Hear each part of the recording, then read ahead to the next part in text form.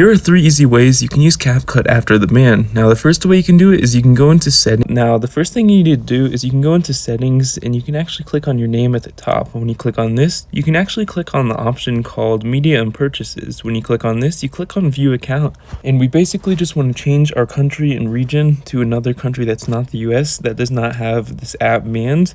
And when you click on this, it will allow you to actually use the app. Now, the second way is you can simply go onto the internet and just type in VPN like so. And as you can see, there's some that do not cost any money. My go-to VPN is NordVPN. You can see we can simply change our location just by scrolling on the world map, clicking on any country that does allow for this app to be used, and clicking on Quick Connect, which will allow you to change your device's location, allowing you to access this app. And the third and final way is you can simply go into the App Store and actually just type in Capcut like so. And as you can see, when we click on search like this, it'll actually show you a bunch of similar apps to this app like so. Now you can click on any of these. InShot is basically identical from my experience to Capcut, and you can basically get this app and use it as a replacement to Capcut since we don't know when it will be unbanned.